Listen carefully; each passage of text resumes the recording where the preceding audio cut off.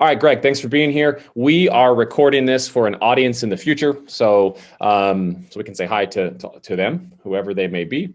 So what I'm gonna do, I'm gonna give a brief overview for context, and then I'm gonna ask you questions and just have you go through this because I think this could be really valuable. So for the future audience, so this is Greg. Greg is the founder of Monkeypod Marketing. Monkeypod. I'm gonna give a brief overview. You can tell me where I'm wrong, Greg. But Monkeypod Marketing is an education and really education and information company that helps entrepreneurs leverage sales and marketing automation to grow their businesses, specifically Keep users, Keep and Infusionsoft users.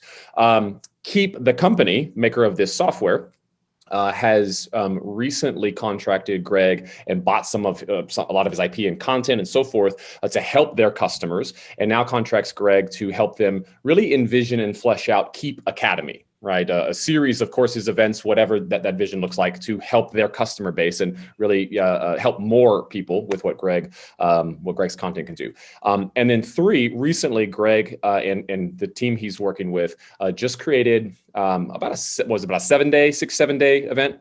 Okay, that was really like a really interesting mix and blend of recorded, pre-recorded, live content, a sort of success path or curriculum over the course of the days and the calendars, wrapped in a community of people that could engage with each other and you guys and so forth. And so it was this really interesting mix of a workshop to help people understand, adopt, implement, and really have confidence in using this tool that all of them were customers of, Infusionsoft and Keep and so forth. So that's the context, and it's centered around what I wanted to talk about is learn from you, Greg. This event was unique and successful, and that's what I wanted to get your insights on. Why did you do what you did and so forth? How was that overall summary and introduction?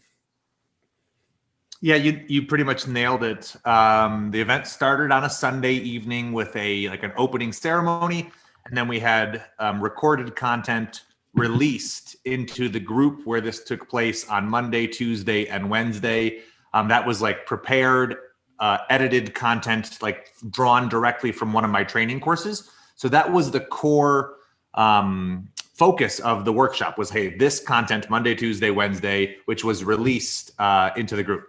And then to supplement that content, we had live stream sessions in the afternoons and evenings, and then on Thursday and Friday, kind of sprinkled around to accommodate different time zones and to give people a place to ask questions as they had gone through the content to get like answers.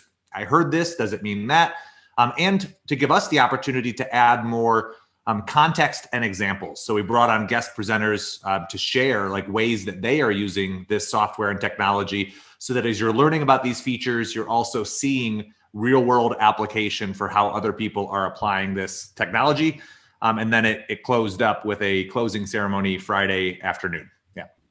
Cool. Yeah, helpful. For context, like why I'm interested in this, and why I think you and I chatting and extracting some learnings is the scope of it. So tell me briefly, how big was it? How many people were involved? And then I'll ask my next question after that. So kind of what did it look like over the course of these 7 days or so? Yeah. So I haven't done anything like this. This is a new partnership, and Keep has done, their own versions of training and education in the past with live classroom style facilitation, as well as some like webinars and e-learnings, but nothing, I think, with the kind of this combination and at this scale. So we really didn't know what to expect. And we had an initial kind of goal of 500 registrants. Which we actually got on the first day that registration was open. We were promoting to an audience of just above 50,000 users. And we thought, okay, well, some of these people won't be interested in training. Some of them won't open the email. Some of them won't, register. And we got 500 on day one. And then by the time the event started, we had 2,500 or 2,400 registered for the workshop. And of those 2,400, it's a free event, so there's always going to be some people who register and then don't engage, but 1,400 actually joined the Facebook group where this took place. So 1,400 engaged in some capacity.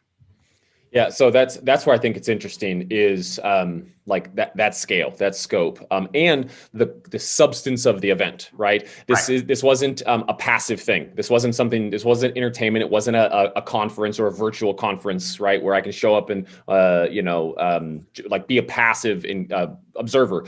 This was workshop. This was learning. This was applying. This was engaging. This was specifics. It was, there was use case stuff. So it wasn't just listening and learning. There was this other element, which is a heavier lift. And so what I find really interesting about this, subtly unique thing was you've got sort of the MOOC world where it's like, hey, here's a free evergreen piece of content or course or whatever, which has a very, very, high opt-in, low engagement and completion thing.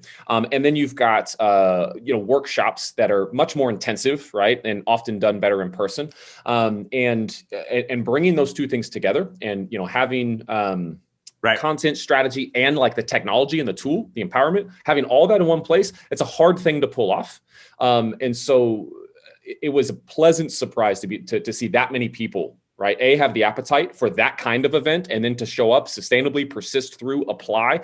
And then on top of it, not just what they individually got out of the event, but like wrapping it in this community where they can connect to other people like themselves.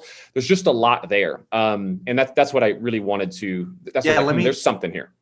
Yeah. So I have delivered this course content as an evergreen, self-paced virtual course that people can buy and consume at their own pace. And largely that has been successful. I've never had somebody who didn't find the course valuable, who didn't make some sort of progress.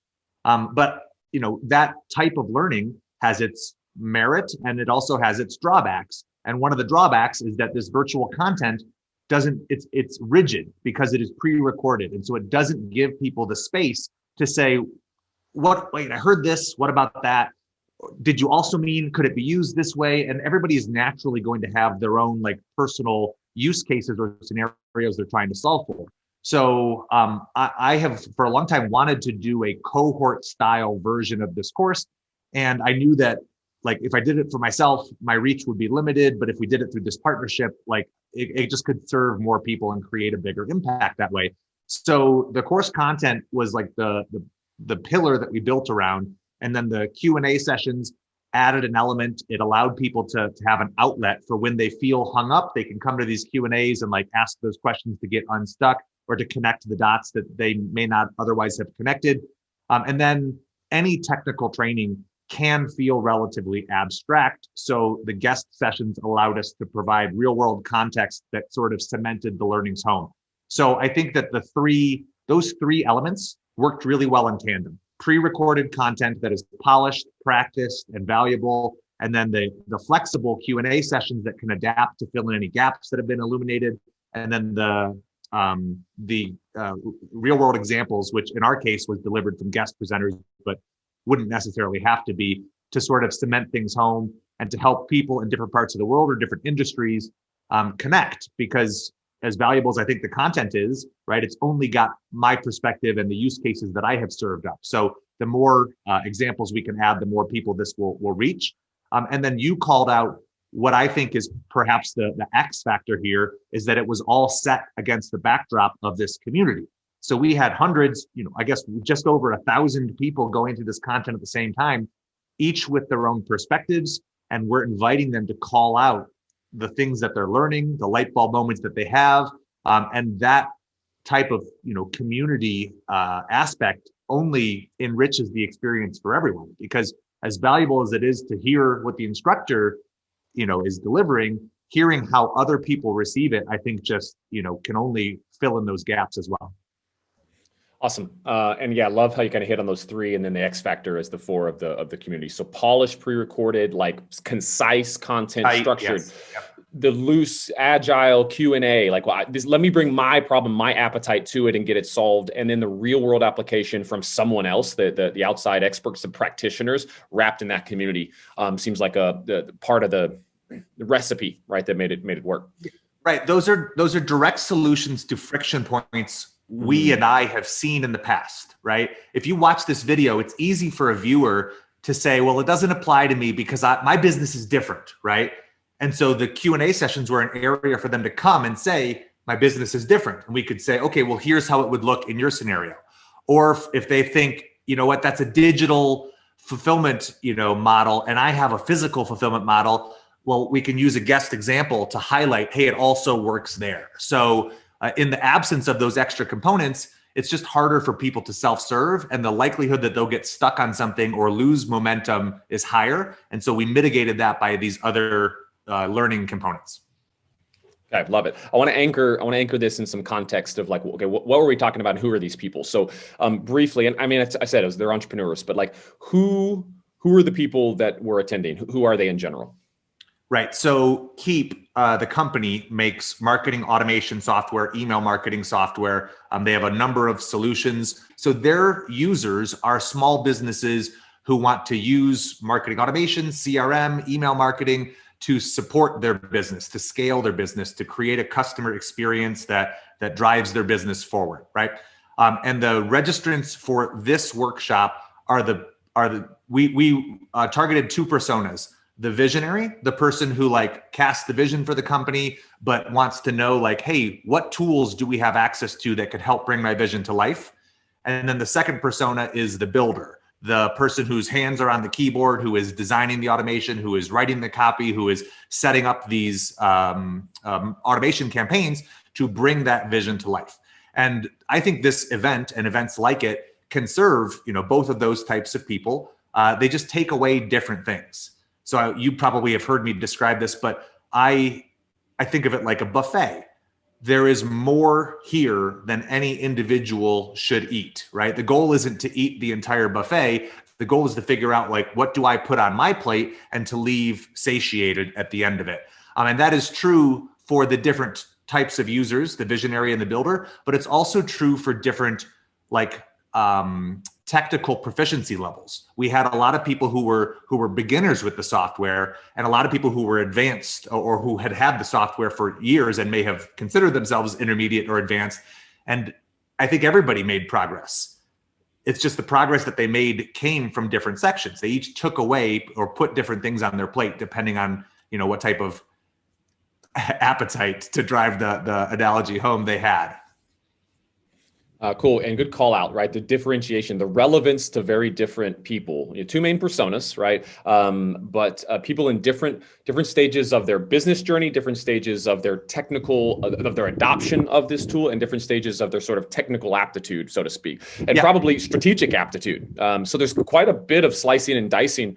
And that was another thing. This seemed to be, no matter where someone was, no matter what their specific appetite was, everybody's got a next step, like a next evolution or maturity that's going to benefit them in their business. And this seemed to serve, no matter where you were, it seemed to serve that specific person in a very diverse way.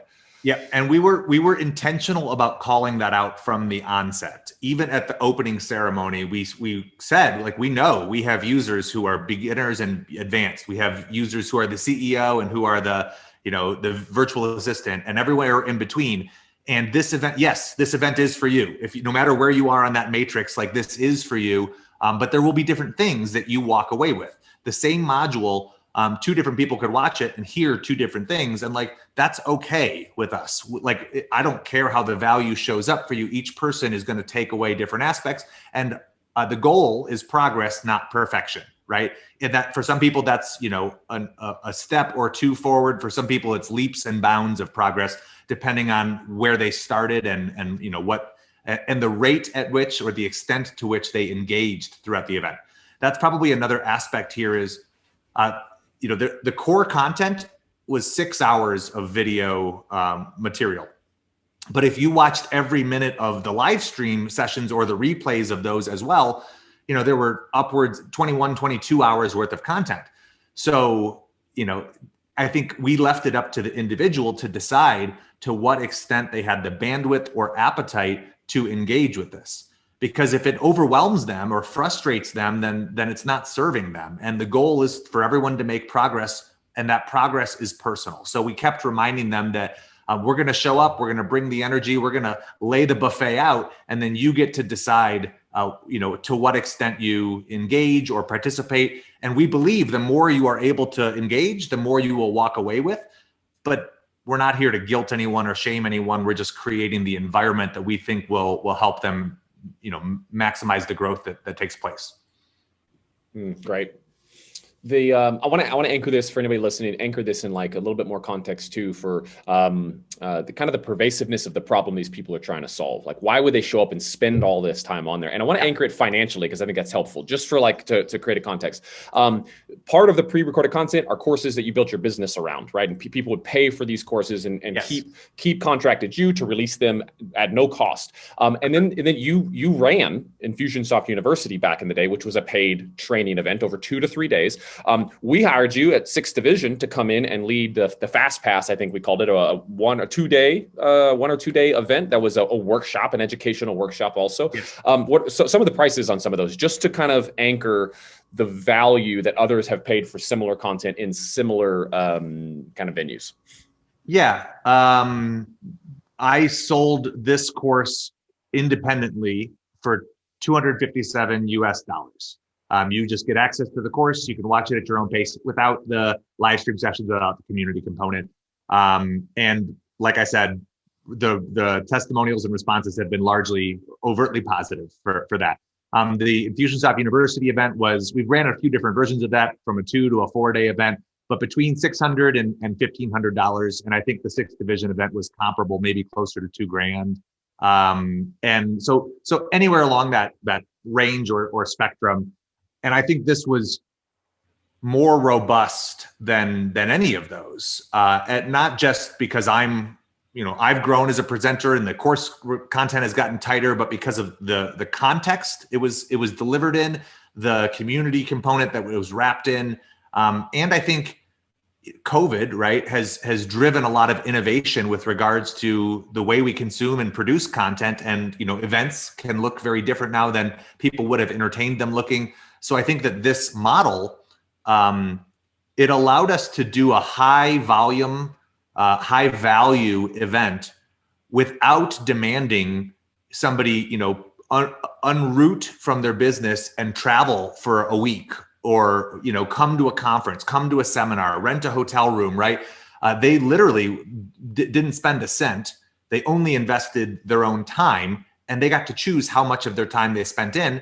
And at no day throughout this 6-day event did we ask that they spend the majority of their time there. There was no more than 4 or 5 hours of content at the busiest. And so we tried to be cognizant that these people are living their lives, they're running their businesses. So we want to create an event that allows them to maintain that balance without creating like overwhelm that might detract from the overall experience. Yeah, there's a lot of key factors come into play that I think make this event possible and made the innovation for it relevant, right? These are logical solutions to the pains you talked about that people have with just one dimension of this of what this event ended up being, right? And you're right. I think it was $2,000 for the 2-day workshop that and it wasn't so much a workshop as a training event, right? It was a training event at 6th Division. So from hundreds of dollars to $2,000, and then as a service, our business, we would charge people about $6,000 a day for the service of implementing these stuff and not teaching it, and $12,000 to $15,000 for 2 days. So there's quite a spectrum. But the point is this is a pervasive problem that is valuable to solve for these entrepreneurs. They're willing to pay for it, and this was a unique experiment to get a lot of people. And I love what you said: high volume, high value. Like that's I think the secret: high volume and high value. What does it take to create that? So last question regarding that, and then I want to get into a few specifics, is why do the people that come to this, what problem are they trying to solve? And what does solving it do for them in their life and their business? So you and I are both advocates for, practitioners of marketing automation as a tool for growing a business and for delivering an experience at scale that creates results for your business. But as powerful as the Keep platform is, there is a learning curve. And so many of these business owners are experts in their field or in their industry, but are not necessarily, technically savvy, or are not necessarily marketers even. And so there's a requirement that they use and adopt this technology to get the results that it promises, but nobody really spends a lot of time unpacking the learning curve that needs to be overcome in order to achieve those results. So so many of these users have, spent hours or days or months combing YouTube videos, blog posts, help articles, chatting with technical support, and sort of cobbling together the skills and information that they need in order to get this tool to get out of their way and to start, working for them rather than stealing time from them. And so the way we positioned this event was like, hey, we know that there's a learning curve, and I have spent, countless hours tackling that and digesting that and diffusing it. And we've distilled down the lessons that you need to create an expedited route to the type of results that are on the other side of that learning curve. And here's, all we ask of you is that you register, show up, and bring an open mind, right? And then watch the transformation take place. So what were they here for? It was like, I know that there's more I could be doing with this tool. Either I haven't got it to perform at all, or I'm using it to a certain capacity, but like, I'm just aware that there's stuff I'm not tapping into yet, and I want to wring every drop of value out of it. That was largely like the appetite that people had come with. Some of them had, frustrating experiences in the past that they wanted to understand differently. And, through education, we can shine a light on why that may have happened and how they could, execute it differently moving forward. But some of them just had ideas and strategies that they needed help, like designing a blueprint to bring to life. And this course, kind of fit in that role. As far as the value of that, well, it's like multiplicative return, right? The beauty of automation is that it pays dividends over time. So the things you put into place today, they're seeds that you get to harvest a month from now, and then again, month after month after month. And so I tried to underscore that for people is like, yes, it requires an upfront investment. You have to show up, you have to do the work. But it only gets easier from here because you are more efficient in the way you use the software. So there's daily or weekly time savings as you log in and you're able to understand things. You spend less time scouring help articles. You spend less time troubleshooting with support because you're making fewer mistakes. You deliver a superior customer experience that creates advocates, more easily and more consistently. Those advocates, recruit prospects and leads for you that drives down your cost of acquisition, right? And you see so on and so forth that everything rises as your understanding and adoption of the technology you depend on does. Awesome. Which unlocks meaningful business results for whatever their business is and where they're going, and confidence and time savings. Like it is like multiplicative of what this creates in their life by having gone through this. It is the definition of a win-win-win, right? For me as a facilitator, as a small business, I'm proud of the content I have produced, and this allows me a vehicle to get it in front of the people who need it most. For the users, right? They have been largely self-taught or not taught at all. And this provides a foundational understanding of the tools that they're investing in so that they can earn an ROI from them so that they can drive their business forward. And for Keep, the company, serving their own user base makes sense on so many levels because it extends customer lifetime value, it reduces churn, and it raises brand sentiment, which produces people who you can point to as, advocates for your brand, as success stories that you can package up and promote elsewhere. So it's really, I feel like there's a lot of, this event sort of strikes at the intersection of all of these positive factors for these different stakeholders. I love it. So I'm going to have to edit this and put this at the top because I'm burying, I think, one of the most important things. Like, why does this matter? Like, it was cool, right? There was more people on it than I've seen on an event like this, with the substance and the kind of the end results, the length, the lift that it requires to participate. But the punchline of this is a bunch of people registered, more people than most would think for a virtual event showed up and engaged significantly, right? And then there were really two things that caught my eye that would catch anybody's eye that's paying attention. You have pages, files of screenshot after screenshot after screenshot of positive sentiment. Not, hey, thanks, but I mean raving fan level sentiment. And then quantitatively, you guys have literally did an NPS survey as well. Oh, this is useful. Do you have some data around that? Yeah, 97 is the NPS, right? So that's what I wanted to talk about. This is producing not just meaningful results for the people that are in it, it's transforming them and their business and so forth. This is producing or going to produce meaningful results for, in this case, Keep, who contract expected you to do this because this is producing meaningful results in their business. So this is a vehicle that creates positive impact for the customer base and for the company. And this is quantifiably, irrefutably true with these numbers. That's what I wanted to get to. That's why I'm like, hey, what can we unpack from these numbers? Because this, I've not seen this other than a really kick-ass live event that you've delivered and, so forth. People, they love like, oh, a really charismatic, presenter and so forth, right? But you take away you take away that live physical energy and you put it on a multi-day virtual thing and so forth. You lose some of that, and to still have a 97, this is freaking off the charts. So yeah, share with me some of the highlights and surprises about this. Thanks. It's hard for me to talk about because I'm just humbled by what happened and what took place. And like, I almost don't feel like I get credit for it because I didn't know what to expect. I didn't anticipate it, but I'm looking at it and like almost in this out of body sort of experience. So, right. We have delivered live trainings and I have, gotten high NPS in the past. This is a different beast. And there is we captured like lightning in a bottle that week that I feel like there's a recipe here that can work elsewhere. It can work for Monkeypod. I think it can work for ALX. Like anyone who has an audience that wants to learn like this model, I'm more excited about the model than I am about this actual event.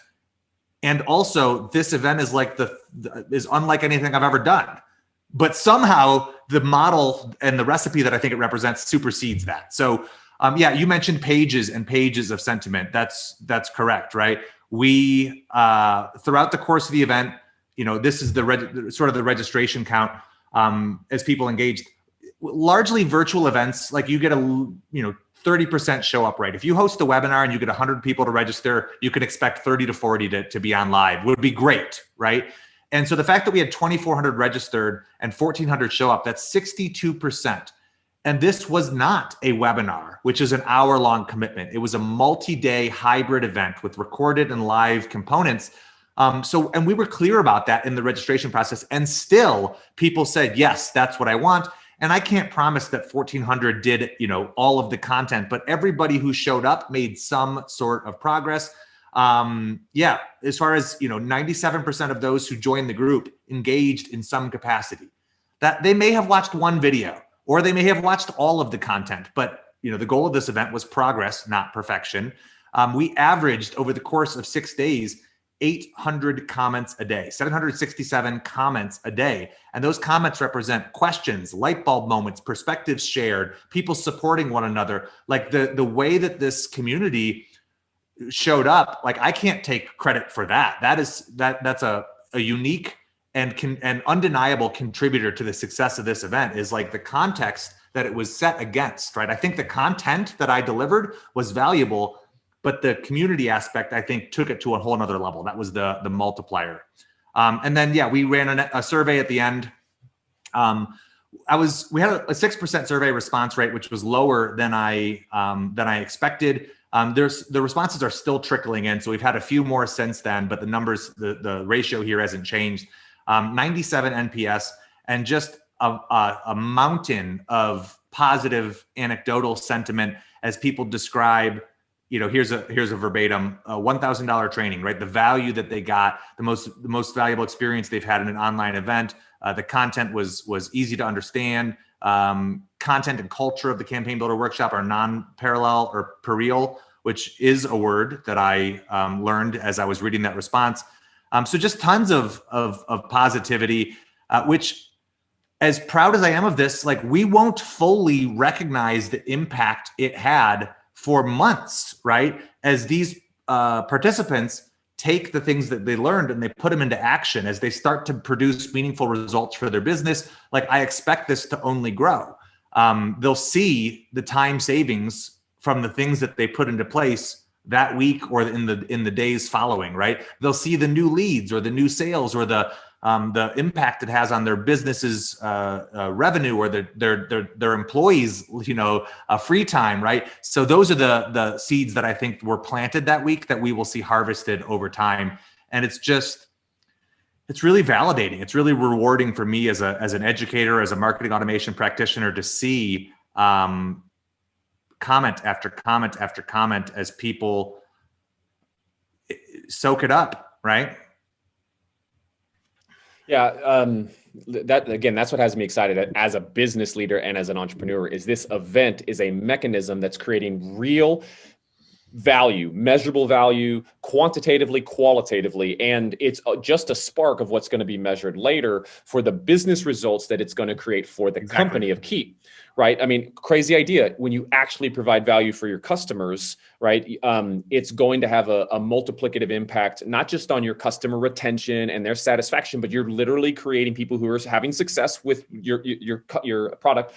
And they're like that sentiment and the energy behind that sentiment is going to radiate out into what every company really wants, which is word of mouth, brand equity and advocates and so forth. And the more that happens, the more that this type of event can be traced back to growth, lowering cost of acquisition, et cetera, et cetera, et cetera, especially with the community element of, in this case, people who are like-minded, right? These are entrepreneurs. They want each other they're not in competition with each other, right? So there's just a handful of things that I think is really, really interesting in that. I've got a couple questions. One, how long did it take to go from I have an idea to this thing launched, and how long from we're going to do it to this thing launched, actual work to say this is a project, let's bring it to life?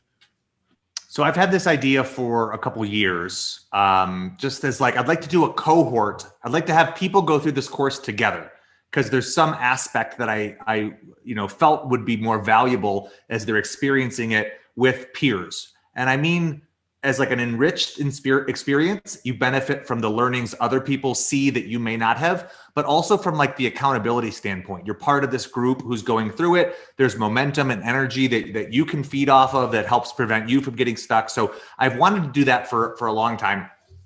I knew if I did it under the Monkeypod brand, it would have to be a paid event, because that's how my business runs. And the impact would therefore be limited by, my business being smaller, my reach being smaller, and the pay gate. So I sort of dragged my feet on pulling it together. I actually started in earnest Q4 of last year, trying to bring it to life, helping it take shape, ideating on the different components of it, largely drawing ideas and inspiration from the Tribe course and methodology, from the way Stu McLaren conducts that, which is a totally different industry and space. It's an 8-week course, but it has some similar components with the virtual content and the Facebook group and the other aspects. So that was sort of the model that I was inspired by, and I reshaped it for what I thought would be a week-long experience delivered by Monkeypod. As I got closer to the contract with Keep, I realized if I do it as a Monkeypod event, it's got to be paid. It's going to be a smaller reach. If I can wait and do it with Keep Academy, we get the ability to offer it for free, which will allow it to serve a bigger audience and create more momentum and more impact. So in January, we signed that contract. We delivered the event March 14th. We probably committed to delivering it a month prior. It was only, it was a month of me describing it to people before they really said, okay, let's do it. And I think maybe part of that was because they had never done anything like this. The company didn't have a working example of what that could look like. So they kept equating it to webinars or live events. And we were sort of not on the same page in terms of what the vision for it was and what other people thought it might turn into. And so about a month before the event, February 14th or so, we decided we're going to run this. And then from there, it was okay, we need to get the email sequence in place. We need to get the landing page built. We need to get the registration video cut and recorded. We need to set the Facebook group up. We need a vehicle for delivering the content and for hosting the survey and kind of getting the logistics together. So it came together, I would say, in the course of a month, with the running start of, I had the idea sort of mapped out mentally, and this is important, the core content already existed. The course that we built it around was already recorded. It was hosted on my website. We made some small revisions to that to bring certain elements up to current and to modify it for this delivery. We added specific call to actions at the end of some of the videos saying to go post in the workshop group your biggest takeaway from this video, or drop a GIF representing your progress as you complete day one's content. So we made a couple small tweaks and modifications, but that was a massive accelerant for us, was that we had the core content already designed, recorded, and edited, ready to go. And then we built the workshop around that. Yeah, that's a really, really, I think, valuable takeaway too. And one that I think parallels for us also is like the core engine of the substance, the content, the curriculum, the more academic part of it, if you will, like these are the things you have to learn. That was the cornerstone of it all, right? Which is what the product that you sold for Monkeypod. Yes. And then supplementing that with, okay, you said earlier, what are the friction points that would prevent someone from consuming that or understanding that or applying that? Yep. And so just dropping that in and with a light amount of touch, wrapping that in the Q&A sessions, the live streams, the community element, and then just taking that called an offer, this hybrid multi-day event which is those components, and then saying, cool, how do we get that offer in front of people so that they can decide if they want to show up, right? And then make that a great, easy experience for them. That's it. It's just sort of, nesting these components together. What do we have here? I've described the agenda a couple different times, but I wanted to show it here just so that someone can pause if they want to. Opening ceremony was Sunday evening. The content released, at their own pace on the 15th, 16th, and 17th. And then the guest sessions and live Q&As were sort of sprinkled throughout the rest of the week. And then it concluded with a closing ceremony on Friday, the 19th. So I think we have said that, but I pulled up the agenda so that we had a visual representation of it as well. Yeah, looks simple. I know simple, maybe not easy. Simple, right? You said something earlier that made me smile, because I was like, oh, you know what? You said serving your customers, right? Novel is like the right thing to do for a business, and I sort of wanted to add, it is the only thing to do for a business. That is, delivering on your brand. While you're in business, delivering on your brand promise is how you drive your business forward. And there's a quote of yours that is brand BP equals CX, right? Your brand promise, your ability to meet and deliver on what your brand has promised your customers and prospects, your ability to deliver on that is directly proportionately tied to your customer experience and the sentiment that your customers have when they think about your business. So that's it. This is our software Keep promises that you will be able to automate things and get organized and grow sales and save time. And the software can do all of those things, but not unless you know how to use it. And so this training bridges that gap. It is the missing piece of the equation that, too many people may not have known they were going to need. And so I think this week and, future events like it is only going to help bring that brand promise to life, which is the recipe for growth. Wow. I just that model, I think, can fit in a whole bunch of places, but Totally. the aspiration of the brand promise, hey, this life is possible for you, or this benefit is possible for you. But in this case, it's only possible for you if you do some work that will manifest it, right? So that our tool is useful, or our service is useful, or what we do as a company is useful. You can have this, but you have to engage our solution. And sometimes engaging the solution is time intensive, the learning curve or whatever it is, right? It's not as easy as picking up a widget, right? Or using it. And so that's really, really interesting, is how do you solve someone's problem, but then how do you solve the problem that you created for them to use your solution, right? And actually adopt it. I think that's really, really keen, and probably fits in a lot of business, especially businesses that have a little bit more complicated solution. Okay, maybe my last question, I could do this all day, but this has been really, I think, relevant. If there was one key ingredient of this that was removed, what do you think was the magic sauce? And I know it's a blend and it's probably all of the combination of these things, but what do you think was the primary driver or ingredient of success for this format? Because it probably could have flopped 25 different ways. This, like anything, it comes down to setting crystal clear expectations, to letting people know, here's what's about to happen. Right. And if you're showing up, this is the commitment that we're asking of you. And if you can't make that commitment, that's okay. We told people, if you don't want to participate in Facebook, if you don't use Facebook, or if you are swamped and overwhelmed and the community aspect is going to frustrate you, we will unlock the course content for you on a different platform, and you can go through it at your own pace. And we had probably 24 people, maybe 36 people who said, yeah, I would rather do it that way. Right. But we did that because we knew that we were setting those people up to fail if we didn't give them an alternative path. And that would have, collectively brought down the community engagement, as you've got people who are frustrated, who are saying, that this doesn't make sense or they're not keeping up, and subsequently feeling like, self-conscious or like a failure because of that. So I think by setting really clear expectations, this is a multi-day event, minimum commitment of 6 hours of content and maximum commitment of 25 hours of content. And you get to decide how much you want to show up and engage with. I think that we reinforced that all week long, which helped people feel supported. It helped them feel comfortable with the pace that they were on. It helped remind them that their growth is personal, and that somebody else's progress doesn't take away from your own. It's not a finite amount of growth to take place here. Everybody is going to make some form of progress, and all of that matters. And reminding them that this content doesn't disappear at the end of the week. You will get to retain access to it. You can revisit and watch all of the replays. You can finish the content. If you don't finish it by the closing ceremony, this event should only serve you. And I heard that echoed back in the sentiment received, was that people felt supported. They felt cared for. They felt like the event was tailored to them. And it was funny to hear, a bunch of different individuals who all felt like it was tailored to their own experience.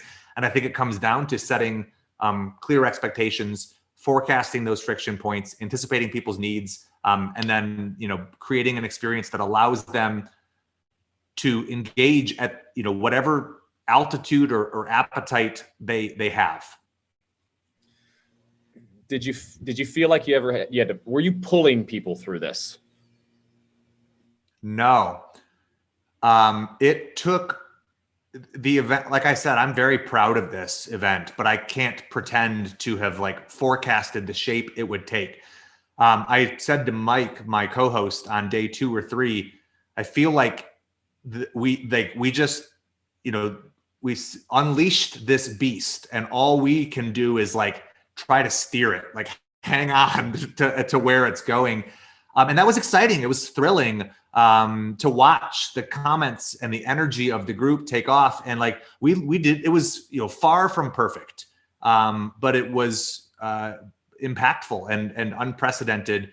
And like I said, as excited, as proud as I am of the event, that is dwarfed by the excitement I feel with regards to the potential I think this model has for Keep, for ALX, for so many businesses who have audiences that would love to be fed.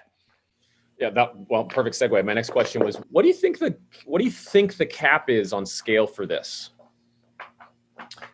Yeah, good question. I think that there are, technology has some limitations, and Facebook wasn't a fit for everyone. And so that's a consideration, is will our audience engage through this medium? I think it worked well to have all of the participants be using the same software. There was a commonality. There was a common denominator for them, so that we could teach this software, and then they would apply, hear it through their own context, see it with their own lens, right? So that allowed us to deliver one set of content, but serve a diverse range of recipients. And I think that would struggle to scale if you didn't have that common denominator. So for example, if you were, I know you guys are preparing a software engineering, a program or a course, and I don't know the extent to which people expect to receive individual feedback throughout that process. But if you need to individually analyze code for what that somebody's written, or if we needed to individually review and troubleshoot one person's campaign or one person's strategy, it just wouldn't have worked at scale. So we needed to create an environment that allowed us to serve at a higher level, so that we didn't get distracted by those individual use cases and circumstances. And that was another thing that we forecasted in the opening ceremony. We said, here's what this event is, and here's what it is not. And it is not one-on-one coaching. It is not technical support. And if you want those things, here's where you go, right? So, and by saying that, it allowed us throughout the rest of the week to remind people, cool, I'm glad you have that question. here is where you go for that answer. And that keeps this group focused on, the mission that we have cast, or the promise that we've delivered or set there. So I think I could see technology being a limiting factor in terms of like the number of people who are willing to participate on a specific medium, but having an alternate plan for those who say, yeah, not for me. I could also see like timing being an issue. We wanted to promote 2 weeks in advance so that people could block off time on their calendars. So that, because if you promote it the day before, then they're like, it's a 6 or 20-hour commitment, you're not setting them up to succeed. But even with the promotions that we had ahead of time, some people were still trying to register and join on day 2 or day 3 or day 5 of the event. And so, you just want to have a plan for like, what if people miss the opening mark? Where do we send them? And when is the next version that they can register for? And what if they need what is covered in this event, but the timing of it doesn't work? And I don't know, but if you guys are doing programs or certifications and somebody needs to consume it during a certain season of the year, but that timing doesn't work, like I could see that being a friction point. But having my course content also available as an evergreen experience mitigated that risk, because we could say, you know what, that's okay. Don't stress. You can go get the same content, sans community over here.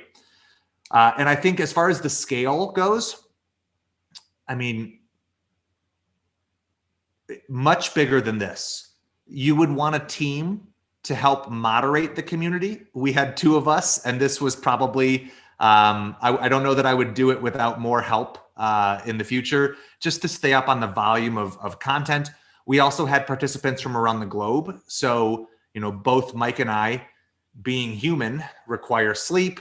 And so and Mike and I are in the same time zone. So that meant that there were some hours where neither of us were monitoring the group. So on my list of things to do better next time, we actually had our post-mortem yesterday. I called out, like, we will want round the clock monitoring or somebody in different time zones so that we have somebody with eyes on the group at all times. Yeah, but I think if you had a team and the support in line, like, there is no physical or technical limitation to how many people could engage in a live stream session, or how many participants could register in a Facebook group. Awesome. Really good stuff and really good takeaways. And I think a couple key variables that made this work is the modularization of bringing these elements together, but not demanding that someone had to engage every element of it, right? That seems to be a key. And then 2, what drives someone's behavior to get the value is their own desire to say, I want this, because they want what's on the other end and what this can unlock for them, which you called out as setting expectations. This is what it is, and this is what it is not. So people knew. And my guess too also is, not my guess, I know, is that increases desire for the right user or the right participant, saying, yeah, this isn't, you're telling me that this is exactly for me. And I can temper my expectations on the things that may not be for me, and maybe be pleasantly surprised. So I think those are some key takeaways. Awesome, man. Really good stuff. And it's exciting. Just what you said, I'm excited by this format. Also, I've not seen something. It's nuanced, right? It's not like, wow, this has never been done before, but I haven't seen it done like this, to this level of success, with this sort of depth or enrichment or complexity of the content and subject matter. So what's next? Yeah. You said it. Like, I didn't invent this, right? This model has been done before, and I shouldn't be surprised, because I helped design it, but like it exceeded even my own expectations, to the point where I'm like, this surprised me. And so why and how and what worked and how do we recreate it? Yeah. So what's next? In our exit survey, we asked, what else would you want to see? Keep Academy as a concept is a new team within the Keep organization, and educating our users and prospects will be a primary export for this team. So we will do this event again.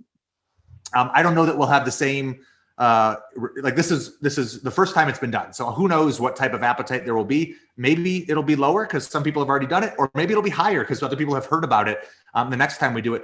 I don't know if we could do it monthly. I think at this point, we'll probably try to do it, twice a year, maybe quarterly. But I also think that we will cycle in other topics using this model It doesn't necessarily need to be a 5 or 6 day event. It could be a 3-day event. It could be a 9-day event, depending on the subject matter. We used guest presenters, and the Keep community has a network of Keep partners who are, experts around the world in their own fields and industries. So I could see us leveraging and showcasing their expertise to teach ancillary topics, copywriting, sales, ad strategy, paid traffic, right? Like all of the different components that small business owners might raise their hand and say, hey, we want to hear in. So I think that there's, a lot of potential for this model. Justin, you and I talk heavily about customer experience and customer journey mapping. I think I could see a workshop that is specifically dedicated to architecting, the different sections of your customer's experience and, intentionally using automation to support and scale those. So that's that. I'm excited. I don't yet know. We don't have like a calendar date earmarked for the next event, but there's infinite potential. Do you think it would work for American football quarterbacks? Just randomly. Yeah, I do. Yeah. It's exciting, man. Right. I mean, the skills are uniform. The mechanics are uniform. The application of it and the things that people would take away is different. But like, I know you're being like somewhat tongue in cheek, but I do. Like, I think that this type of model and engagement, it reduces like some of the artificial limitations for who we can serve that I have like believed that I have like built my business as trusting were true. And now I'm like, oh, wait, those walls may not have been there or may not need to be there, or I may have put them there. Yeah, love it, man. I love that. And realizing that, challenging some of our blockers and assumptions, right? Yeah. So really cool. Dude, well done. It's exciting. Congratulations. There's a lot there. Ultimately, I get excited about the value that this created in the lives of all of these entrepreneurs and users, because I know what that can be. I'm excited for Keep. I'm excited for you. But I'm excited about I'm excited about what this is as an instance of customer centricity and great design. So when I see that sentiment and I see that NPS and I see like that level of engagement, like this is irrefutable and inignorable. Like we can't not pay attention to this, in my opinion. So really, really well done, man. And excited to see what's next. You and me both. Okay. All right. Thanks for your time. Later.